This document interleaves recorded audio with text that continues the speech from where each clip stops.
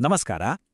ನಮ್ಮ ಹಿತ್ತಲಿನಲ್ಲಿ ಸುಮ್ಮನೆ ಬೆಳೆಯುವ ಸಾಮಾನ್ಯ ಗಿಡವೊಂದು ಲಕ್ಷಾಂತರ ರೂಪಾಯಿ ಲಾಭ ತರುವ ಜಾಗತಿಕ ಕೃಷಿ ಉದ್ಯಮವಾಗಿ ಬದಲಾದ್ರೆ ಹೇಗಿರುತ್ತೆ? ಅಚ್ಚರಿ ಅನಿಸಿದ್ರೂ ಇದು ಸತ್ಯ. ಕೇವಲ ಒಂದು ಸೊಪ್ಪು ಅಂತ ನಾವು ನಿರ್ಲಕ್ಷಿಸುವ ಗಿಡ ಇವತ್ತು ಇಡೀ ಪ್ರಪಂಚದ ಗಮನ ಸೆಳೆಯುತ್ತಿದೆ. ಬನ್ನಿ, ಇದನ್ನೇ ಒಂದು ವ್ಯವಸ್ಥಿತ ಉದ್ಯಮವನ್ನಾಗಿ ಪರಿವರ್ತಿಸುವ ಎ ಟು ಝೆಡ್ ಬ್ಲೂಪ್ರಿಂಟ್ ಬಗ್ಗೆ ಈ ವಿಶ್ಲೇಷಣೆಯಲ್ಲಿ ಡೀಟೇಲ್ ಆಗಿ ನೋಡೋಣ. ನೋಡಿ, ಈ ಮಾತು ಎಷ್ಟು ನಿಜ ಅಲ್ವಾ? ಇದು ಕೇವಲ ಅಜ್ಜಿಯ ಕಾಲದ ಹಳ್ಳಿ ಮದ್ದಾಗಿ ಮಾತ್ರ ಉಳಿದಿಲ್ಲ. ಇವತ್ತಿದು $multi-million ಮೌಲ್ಯದ ಸಿಕ್ಕಾಪಟ್ಟೆ ಡಿಮ್ಯಾಂಡ್ ಇರುವ ಜಾಗತಿಕ ಸೂಪರ್ ಫುಡ್. ನಮ್ಮ ದೃಷ್ಟಿಕೋನ ಈಗ ಸಂಪೂರ್ಣವಾಗಿ ಬದಲಾಗಬೇಕಿದೆ. ಒಂದು ಕಾಲದಲ್ಲಿ ಪುಕ್ಕಟೆಯಾಗಿ ಸಿಗ್ತಿದ್ದ ಈ ವಸ್ತು ಇವತ್ತು ಇಂಟರ್ನ್ಯಾಷನಲ್ ಮಾರ್ಕೆಟ್ನಲ್ಲಿ ಚಿನ್ನದ ಬೆಲೆ ಬಾಳುತ್ತಿದೆ. ಸರಿ, ನಾವು ಈ ವಿಶ್ಲೇಷಣೆಯಲ್ಲಿ ಏನೇನು ಕವರ್ ಮಾಡಲಿದ್ದೇವೆ ಅಂತ ನೋಡೋದಾದರೆ, ಮೊದಲಿಗೆ ಈ ಜಾಗತಿಕ ಸೂಪರ್ ಫುಡ್ನ ಅಸಲಿ ಮೌಲ್ಯ, ಆಮೇಲೆ ಇದರಲ್ಲಿರುವ ಲಾಭದಾಯಕ ವ್ಯಾಪಾರ ಅವಕಾಶಗಳು, ಕೃಷಿ ಮತ್ತು ಸಂಸ್ಕರಣಾ ವಿಧಾನಗಳು, ನಿಖರವಾದ ಹೂಡಿಕೆ ಹಾಗೂ ಲಾಭದ ಲೆಕ್ಕಾಚಾರ, ಮತ್ತು ಕೊನೆಯದಾಗಿ ಯಶಸ್ಸಿನ ಗುಟ್ಟಾದ ಮಾರ್ಕೆಟಿಂಗ್ ತಂತ್ರಗಳು. ಇಷ್ಟನ್ನೂ ಒಂದೊಂದಾಗಿ ನೋಡ್ತಾ ಹೋಗೋಣ. ಬನ್ನಿ, ಮೊದಲನೇ ಭಾಗದಿಂದನೇ ಶುರು ಮಾಡೋಣ. ಅದೇ ನುಗ್ಗೆ ಹೇಗೆ ಒಂದು ಗ್ಲೋಬಲ್ ಸೂಪರ್ ಫುಡ್ ಆಗಿ ಬದಲಾಗಿದೆ ಅನ್ನೋದರ ಬಗ್ಗೆ. ಹೆಲ್ತ್, ಜಿಮ್ ಮತ್ತು ಆರ್ಗ್ಯಾನಿಕ್ ಇಂಡಸ್ಟ್ರಿಗಳು ಈ ಗಿಡದ ಮೇಲೆ ಯಾಕಿಷ್ಟು ಮುಗಿಬೀಳ್ತಿವೆ ಗೊತ್ತಾ? ಇದರಲ್ಲಿದ್ದಾವೆ ಅಂತ ಅಗಾಧವಾದ ಪೋಷಕಾಂಶಗಳು. Protein, iron, calcium, vitamin A ಮತ್ತು ಸಿ, ಹಾಗೆಯೇ ಲೆಕ್ಕವಿಲ್ಲದಷ್ಟು ಆಂಟಿಆಕ್ಸಿಡೆಂಟ್ಗಳ ಬಹುದೊಡ್ಡ ಖಜಾನೆ ಇದು. ಇದೊಂದು ರೀತಿ ಮನುಷ್ಯನ ದೇಹಕ್ಕೆ ಬೇಕಾದ ಕಂಪ್ಲೀಟ್ ನ್ಯೂಟ್ರಿಷನ್ ಪ್ಯಾಕೇಜ್ ಇದ್ದ ಹಾಗೆ. ಇದೇ ಕಾರಣಕ್ಕೆ ಇದರ ಎಕ್ಸ್ಪೋರ್ಟ್ ಡಿಮಾಂಡ್ ಈಗ ಗಗನಕ್ಕೇರಿದೆ. ಈಗ ಎರಡನೇ ಭಾಗಕ್ಕೆ ಬರೋಣ. ಅದೇ ಇದರಲ್ಲಿರುವ ಲಾಭದಾಯಕ ಬಿಸ್ನೆಸ್ ಅವಕಾಶಗಳು ಯಾವುವು ಅಂತ. ಇಲ್ಲಿ ನಾವು ಅರ್ಥ ಮಾಡ್ಕೊಳ್ಬೇಕಾದ ಮುಖ್ಯ ವಿಚಾರ ಅಂದ್ರೆ, ಬರೀ ಹಸಿ ಸೊಪ್ಪನ್ನ ಮಾರೋದು ಮಾತ್ರವೇ ಇಲ್ಲಿನ ಆಪ್ಷನ್ ಅಲ್ಲ. ಹಸಿ ಸೊಪ್ಪು ಮಾರಿದ್ರೆ ಕಡಿಮೆ ಹೂಡಿಕೆಯಲ್ಲಿ ದಿನನಿತ್ಯದ ಆದಾಯ ಖಂಡಿತ ಬರುತ್ತೆ. ಆದರೆ ಇದನ್ನ ನುಗ್ಗೆ ಪುಡಿಯಾಗಿ ಅಂದ್ರೆ ಮೊರಿಂಗಾ ಪೌಡರ್ ಆಗಿ ಕನ್ವರ್ಟ್ ಮಾಡಿದ್ರೆ ಲಾಭದ ಪ್ರಮಾಣ ಏಕಾಏಕಿ ಡಬಲ್ ಟ್ರಿಬಲ್ ಆಗುತ್ತೆ. ಯಾಕೆಂದ್ರೆ ಇದು ನೇರವಾಗಿ ಜಿಮ್ ಮತ್ತು ಹೆಲ್ತ್ ಫುಡ್ ಸೆಕ್ಟರ್ಗೆ ತಲುಪುತ್ತೆ. ಜೊತೆಗೆ ಅಮೆರಿಕ, UAE, ಯುರೋಪ್, ಜಪಾನ್ ದೇಶಗಳಿಗೆ ರಫ್ತು ಮಾಡಿದರಂತೂ ಬೃಹತ್ ಲಾಭದ ಮಾರುಕಟ್ಟೆ ನಮ್ಮದಾಗುತ್ತೆ. ಅಷ್ಟೇ ಅಲ್ಲ, ಇದರ ವ್ಯಾಪ್ತಿ ಕೇವಲ ಪುಡಿಗೆ ಮಾತ್ರ ಸೀಮಿತವಾಗಿಲ್ಲ. ಕೇಳಿದ್ರೆ ಆಶ್ಚರ್ಯ ಆಗಬಹುದು, ಮಾರ್ಕೆಟ್ನಲ್ಲಿ ನುಗ್ಗೆ ಟೀ ಬ್ಯಾಗ್ಗಳು, ಹೆಲ್ತ್ ಕ್ಯಾಪ್ಸ್ಯೂಲ್ಗಳು, ಮಾತ್ರೆಗಳು, ಎನರ್ಜಿ ಡ್ರಿಂಕ್ಸ್, ಸೂಪ್ ಪೌಡರ್ಗಳು, ಅಷ್ಟೇ ಯಾಕೆ ನುಗ್ಗೆ ನ್ಯೂಡಲ್ಸ್ ಕೂಡ ಲಭ್ಯವಿವೆ.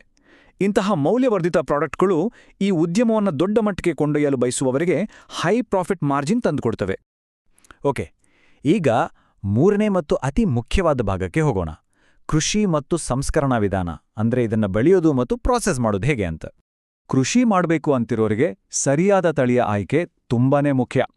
PKM1 ಮತ್ತು PKM2 ನಂತಹ ಬೆಸ್ಟ್ ವೆರೈಟಿಗಳನ್ನ ಬಳಸಿದ್ರೆ ಕೇವಲ 6 ತಿಂಗಳಲ್ಲಿ ಇಳುವರಿ ಶುರುವಾಗತ್ತೆ. ಇದು ನಿಜಕ್ಕೂ ದೊಡ್ಡ ಪ್ಲಸ್ ಪಾಯಿಂಟ್. ಹಾಗೆ ಇದಕ್ಕೆ 25-35 ಡಿಗ್ರಿ ಸೆಲ್ಸಿಯಸ್ನಷ್ಟು ಹವಾಮಾನ ಮತ್ತು ವಾರಕ್ಕೆ ಜಸ್ಟ್ 2 ಬಾರಿ ಹನಿ ನೀರಾವರಿ ಇದ್ರೆ ಸಾಕು. ಮೇಂಟೆನೆನ್ಸ್ ಖರ್ಚು ತುಂಬಾನೇ ಕಡಿಮೆ. ಈಗ ಅತ್ಯಂತ ಲಾಭದಾಯಕ ಮೊರಿಂಗಾ ಪೌಡರ್ ಮಾಡೋದು ಹೇಗೆ ಅಂತ ನೋಡೋಣ. ಇಲ್ಲಿ 5 ಸಿಂಪಲ್ ಸ್ಟೆಪ್ಸ್ ಇವೆ. 1. ಶುದ್ಧ ನೀರಿನಲ್ಲಿ ಎಲೆಗಳನ್ನು ತೊಳೆಯೋದು. 2. ಕಡ್ಡಾಯವಾಗಿ ನೆರಳಿನಲ್ಲಿ ಒಣಗಿಸೋದು. 3. ಪಲ್ವರೈಸರ್ ಯಂತ್ರ ಬಳಸಿ ನುಣ್ಣಗೆ ಪುಡಿ ಮಾಡೋದು. 4. ನಾರುಗಳನ್ನು ಬೇರ್ಪಡಿಸಲು ಸರಿಯಾಗಿ ಸೋಸೋದು. ಮತ್ತು 5. ಗಾಳಿಯಾಡದ ಪೌಚ್ಗಳಲ್ಲಿ ಪ್ಯಾಕ್ ಮಾಡೋದು. ಈ 5 ಹಂತಗಳೇ ಇಂಟರ್ನ್ಯಾಷನಲ್ ಕ್ವಾಲಿಟಿಯನ್ನ ಡಿಸೈಡ್ ಮಾಡೋದು. ಇಲ್ಲೊಂದು ವಿಚಾರ ನೀವು ತುಂಬಾ ಹುಷಾರಾಗಿ ಗಮನಿಸಬೇಕು. ಎಲೆಗಳನ್ನ ನೇರ ಸೂರ್ಯನ ಬೆಳಕಿನಲ್ಲಿ ಒಣಗಿಸೋದು ಬಹುದೊಡ್ಡ ತಪ್ಪು. ಯಾಕಂದ್ರೆ ಬಿಸಿಲು ಪೋಷಕಾಂಶಗಳನ್ನ ನಾಶಪಡಿಸುತ್ತೆ, ಜೊತೆಗೆ ಆ ಹಸಿರು ಬಣ್ಣವನ್ನ ಕಂಪ್ಲೀಟಾಗಿ ಹಾಳು ಮಾಡುತ್ತೆ. ನೆರಳಿನಲ್ಲಿ ಅಥವಾ ಸೋಲಾರ್ ಡ್ರೈಯರ್ನಲ್ಲಿ ಒಣಗಿಸಿದಾಗ ಮಾತ್ರ ಅದರ ನೈಸರ್ಗಿಕ ಕಡು ಹಸಿರು ಬಣ್ಣ ಮತ್ತು ಪೌಷ್ಟಿಕಾಂಶಗಳು ಹಾಗೆ ಉಳಿಯುತ್ತವೆ. ನೆನ್ಪಿರ್ಲಿ, ಇಲ್ಲಿ ಬಣ್ಣವೇ ಕ್ವಾಲಿಟಿಯ ಅಳತೆಗೋಲು. ಬನ್ನಿ, ಈಗ ಎಲ್ಲರಿಗೂ ಕುತೂಹಲ ಇರುವ 4ನೇ ಭಾಗಕ್ಕೆ ಬರೋಣ. ಹೂಡಿಕೆ ಮತ್ತು ಲಾಭದ ಲೆಕ್ಕಾಚಾರ. ಆರ್ಥಿಕ ಲೆಕ್ಕಾಚಾರಗಳನ್ನು ಒಮ್ಮೆ ನೋಡಿದರೆ ಈ ಬಿಸ್ನೆಸ್ ಶುರು ಮಾಡೋದು ಎಷ್ಟು ಸುಲಭ ಅಂತ ನಿಮಗೆ ಅರ್ಥವಾಗುತ್ತೆ. ಸಣ್ಣ ಪ್ರಮಾಣದ ಡ್ರೈಯರ್ ಮತ್ತು ಪಲ್ವರೈಸರ್ ಯಂತ್ರಗಳಿಗೆ ಅಂದಾಜು 50,000ದಿಂದ 1,00,000 ರೂಪಾಯಿ ಬೇಕಾಗಬಹುದು. ಇದರ ಜೊತೆಗೆ ಪ್ಯಾಕೇಜಿಂಗ್ ಮತ್ತು ಲೈಸೆನ್ಸ್ಗಳಿಗೆ ಒಂದು 20,000. ಅಂದ್ರೆ ಒಂದು ಸಣ್ಣ ಮಟ್ಟದ ಸೆಟಪ್ ಶುರು ಮಾಡೋಕ್ಕೆ ಕೇವಲ 1,50,000 ರೂಪಾಯಿಗಳ ಹೂಡಿಕೆ ಇದ್ರೆ ಸಾಕು. ಎಕ್ಸಲೆಂಟ್ ಅಲ್ವಾ? ಇನ್ನೂ 1 ಕೆಜಿ ಪುಡಿಯ ಲೆಕ್ಕಾಚಾರ ನೋಡೋಣ. 1 ಕೆಜಿ ಮೊರಿಂಗಾ ಪೌಡರ್ ರೆಡಿ ಮಾಡೋಕೆ ನಮಗೆ ತಗಲುವ ಉತ್ಪಾದನಾ ವೆಚ್ಚ ಕೇವಲ 150-200 ರೂಪಾಯಿಗಳು. ಆದರೆ ಮಾರ್ಕೆಟ್ನಲ್ಲಿ ಅದರ ಸೇಲಿಂಗ್ ಪ್ರೈಸ್ ಎಷ್ಟಿದೆ ಗೊತ್ತಾ?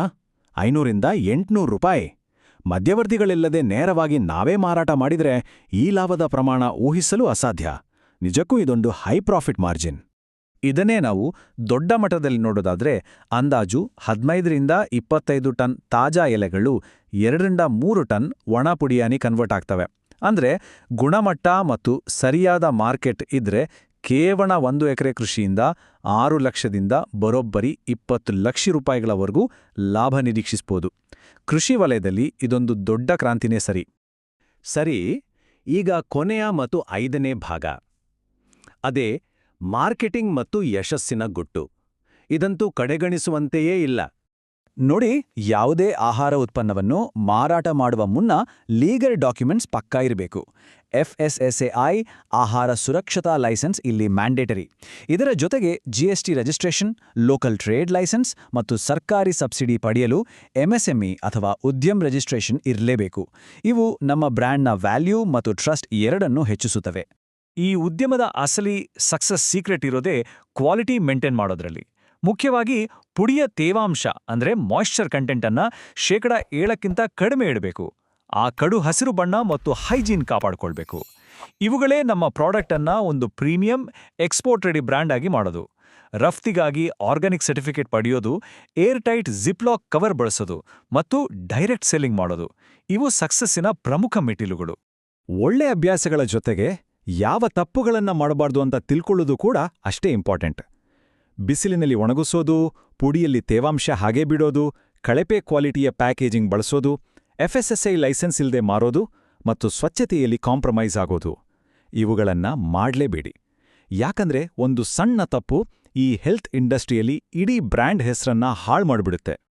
ಈ ವಿಶ್ಲೇಷಣೆಯನ್ನ ಮುಗಿಸುವ ಮುನ್ನ, ಒಂದು ಸಾಮಾನ್ಯ ಗಿಡ ಇಷ್ಟೆಲ್ಲ ಆರ್ಥಿಕ ಸಾಮರ್ಥ್ಯ ಹೊಂದಿರುವ ಗ್ಲೋಬಲ್ ಸೂಪರ್ ಫುಡ್ ಆಗಿರೋದು ನಿಜಕ್ಕೂ ಅದ್ಭುತ ಅಲ್ವಾ? ಇದು ಕೇವಲ ಕೃಷಿಯಲ್ಲ, ಭವಿಷ್ಯದ ಮಾರ್ಕೆಟ್ ಆಳಬಲ್ಲ ಒಂದು ವ್ಯವಸ್ಥಿತ ಉದ್ಯಮ. ಹಾಗಾದ್ರೆ ಈ ಪರ್ಫೆಕ್ಟ್ ಬ್ಲೂ ಪ್ರಿಂಟ್ ನೋಡಿದ್ಮೇಲೆ ಈ ನುಗ್ಗೆ ಬಿಸ್ನೆಸ್ ಶುರು ಮಾಡುವ ಆಸಕ್ತಿ ಇದೆಯಾ? ನಿಮ್ಮ ಉತ್ತರವನ್ನ ಹೌದು ಅಥವಾ ಇಲ್ಲ ಅಂತ ಕಮೆಂಟ್ ಮಾಡಿ ತಿಳಿಸಿ. ಯಾರು ಕಂಡಿದ್ದಾರೆ, ಒಂದು ಸಣ್ಣ ಹೆಜ್ಜೆ ಭವಿಷ್ಯದ ಬಹುದೊಡ್ಡ ಉದ್ಯಮವಾಗಿ ಬದಲಾಗಬಹುದು.